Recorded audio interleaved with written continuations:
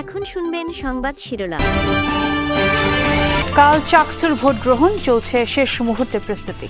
রাকসু নির্বাচনের প্রচারের সময় শেষ হচ্ছে রাত 12টায়। সারা দেশে শিক্ষকদের কর্মবিরতিতে স্থবির এমপিওভুক্ত শিক্ষা প্রতিষ্ঠান, দাবি আদায়ে অনড় অবস্থানে আন্দোলনকারীরা। মুন্সিগঞ্জে শ্রীনগরে সন্ত্রাসীদের অস্ত্র প্রশিক্ষণের ভিডিও ভাইরাল, গ্রেফতারে অভিযান চলছে বলছে পুলিশ। আসসালামু আলাইকুম। এতক্ষণ দেখছিলেন সংবাদ শিরোনাম, এখন দেখবেন বিস্তারিত। রাত পোহালেই চট্টগ্রাম বিশ্ববিদ্যালয় কেন্দ্রীয় ছাত্র সংসদ চাকসু নির্বাচন, যেখানে কেন্দ্রীয় ও হল সংসদে লড়ছে 908 প্রার্থী। মোট ভোটার 27,516 জন। 15টি কেন্দ্রে 700টি বুথে ভোট গ্রহণ হবে, ব্যালট পেপারে হবে ভোট, আর গণনা হবে OMR পদ্ধতিতে। এর মধ্যে শেষ হয়েছে সব ধরনের প্রস্তুতি।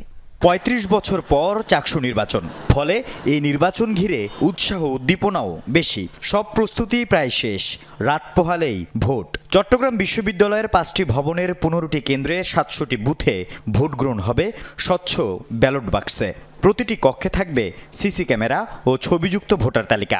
ভোট গ্রহণ চলবে সকাল 9টা থেকে বিকাল 4টা পর্যন্ত। ভোট গণনা হবে OMR পদ্ধতিতে। ভোট গ্রহণ ও গণনা প্রক্রিয়া সরাসরি দেখাবে ক্যাম্পাস জুড়ে স্থাপন করা 14টি বড় LED স্ক্রিনে। প্রধান নির্বাচন কমিশনার জানান, ভোট গণনা হবে 2 ধাপে। 2 মিনিটে গণনা করা যাবে 10,000 ভোট।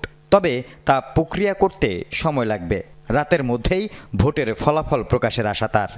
প্রক্রিয়াটাই যতটুকু সময় লাগবে, রেজাল্ট রেডি হইতে কিন্তু সর্বোচ্চ 10 মিনিট লাগবে। আমরা এই প্রক্রিয়া এই জন্য বলে যে 200 করে একবার এখান থেকে আনো, ব্যবসাটা খোলো, এটা রেডি করে 200 করে আমরা প্যাকেট করব, প্যাকেট করে রিটার্নিং অফিসার থেকে রিটার্নিং অফিসার কাছে যাবে। এই সময়টাই যতটুকু লাগে। উপস্থিতি আসলে চোখে পড়ার মতো, এবং আজকে সকাল থেকে আমি দেখেছি যে বিগত কয়েকদিনের প্রচারণা থেকে আজকে উৎসব মুখর পরিবেশে কিন্তু প্রচারণা সেটি চলছে, এবং প্রত্যেকটি প্রার্থী তারা সকালে বের হয়েছেন। বিশ্ববিদ্যালয়ের যে একাডেমিক ভবন এবং বিভিন্ন জায়গা রয়েছে তারা প্রচারণা করছেন। বিভিন্ন আঙ্গিকে তারা কৌশলী যে প্রচারণা সেটি আজকেও চলছে। আজকে ভোটারদের সংখ্যাও কিন্তু চোখে পড়ার মতো। রাজশাহী বিশ্ববিদ্যালয়ে বলা যায় যে আজকে একটি উৎসব চলছে, আমি চারিদিকে কিন্তু তেমনটি দেখছি। প্রত্যেকটি ভোটার তারা এই যেহেতু নির্বাচনের জন্য তারা একদমই মুখিয়ে আছেন, তারা তাদের যে পছন্দের প্রার্থীকে তারা ভোট দেবেন। প্রত্যেকটি যারা ক্যান্ডিডেট রয়েছে তারা একদমই ভোটারের দ্বারে যাচ্ছেন, যেন আজকে কোনো ভোটার মিস না হয়। প্রত্যেকটি পয়েন্টে, প্রত্যেকটি একাডেমিক ভবনে এবং সকাল থেকে দুপুর, বিকেল এবং রাত পর্যন্ত সেই প্রচারণা কিন্তু চলবে। রাজধানীতে শিক্ষকদের কর্মসূচিতে পুলিশি বাধার প্রতিবাদ সহ 3 দফা দাবিতে এমপিওভুক্ত শিক্ষা প্রতিষ্ঠানগুলোয় দ্বিতীয় দিনের মতো কর্মবিরতিতে শিক্ষকরা। সকাল থেকে স্কুলগুলোতে শিক্ষকরা উপস্থিত হলেও বন্ধ পাঠদান। গতকাল ক্লাস না হওয়ায় আজ বেশিরভাগ স্কুলেই শিক্ষার্থী উপস্থিতি কম।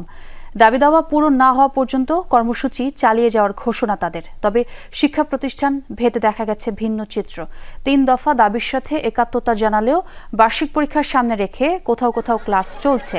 রোববার রাজধানীতে প্রেসক্লাবের সামনে 20% বাড়ি ভাড়া সহ বিভিন্ন দাবিতে অবস্থান কর্মসূচি পালন করছিলেন এমপিওভুক্ত শিক্ষকরা।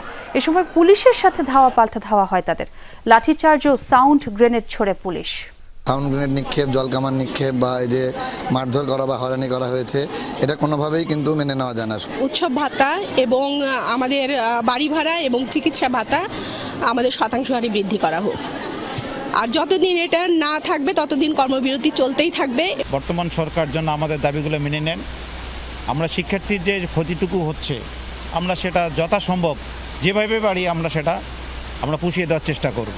আমরা সকাল থেকেই কিন্তু নগরের বিভিন্ন প্রান্তে ঘুরে বেরিয়েছি। বিশেষ করে এমপিভুক্ত যে স্কুলগুলো রয়েছে সেখানে কিন্তু শিক্ষার্থীদের উপস্থিতি রয়েছে বরাবরের নেই। তবে আসলে শিক্ষকরা তাদের কর্মবিরতি পালন করছেন এবং শিক্ষার্থীরা কিন্তু আসলে স্কুলে তাদের শিক্ষককে ক্লাসরুমে না পেয়ে তারা অনেকটা অলস সময় কিংবা খেলাধুলা করেই কাটিয়ে যাচ্ছেন। তবে এই বিষয়ে আমরা অনেক শিক্ষকের সঙ্গেই কথা বলেছি। আমার সঙ্গে আরও একজন শিক্ষক রয়েছে, আমরা আসলে তার কাছেই জানতে চাইবো আপনাদের যে আন্দোলন তো আজকে দ্বিতীয় দিন, আজকে তো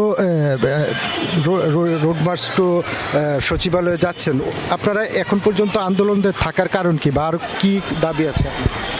আমাদের তো এখনও দাবি হলো আমাদের সরকার আমাদের যে ন্যায্য দাবির জন্য আমরা আন্দোলন সংগ্রাম চালিয়ে যাচ্ছি, এটার কোনো এখনও শুরু হয়নি। এই জন্য আমরা আমাদের যে নির্ধারিত কর্মসূচি সেগুলো আমরা পালন করে যাবো আর যতদিন পর্যন্ত ঠিক না হবে, সরকার যতদিন পর্যন্ত আমাদের ন্যায্য দাবি না মানবে। সামনে তো পরীক্ষা, সেগুলোকে মাথায় রেখে শিক্ষার্থীদের জন্য আমাদের তো আগে আমরা নিজেরা ঠিক থাকতে হবে, তারপর আমরা শিক্ষার্থীকে কিছু দিতে পারবো। তো এই জন্য আমরা আমাদের মতো করে পড়েন, যদি সরকার আমাদের ন্যায্য দাবি মেনে নেয় আমরা ঠিকভাবে আমরা ওগুলি করতে পারবো বা মেনটেন করে নিয়ে যেতে পারবো।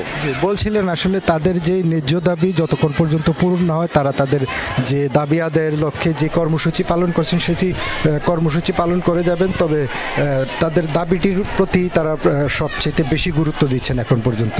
মুন্সিগঞ্জের শ্রীনগরে সন্ত্রাসীদের আগ্নেয়াস্ত্র ব্যবহারের প্রশিক্ষণের একটি ভিডিও ভাইরাল সামাজিক যোগাযোগ মাধ্যমে। এ নিয়ে চলছে তোলপাড়। স্থানীয়রা জানায় ভিডিওটি বাখরা ইউনিয়নে ধারণ করা।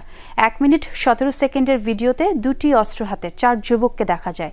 পুলিশ জানায় এরই মধ্যে তাদের শনাক্ত করা গেছে। তারা হলেন বাখরা এলাকার রাসেল, কামারখোলা এলাকার ফয়সাল, মাথুরাপাড়ার আহির ও একই এলাকার অর্পণ।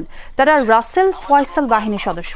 বাহিনীর প্রধান হিসেবে পরিচিত রাসেলের মুখ না দেখা গেলেও তার কণ্ঠ শুনে নিশ্চিত করেছেন স্থানীয়রা। এ বিষয়ে রাসেলের সাথে মুঠোফোনে যোগাযোগ করা হলেও তাকে পাওয়া যায়নি। তার বিরুদ্ধে সন্ত্রাসী কর্মকাণ্ডের অভিযোগও মামলাও রয়েছে। অবৈধ অস্ত্রধারীদের আইনের আওতায় আনতে অভিযান চলছে বলেও জানিয়েছে পুলিশ।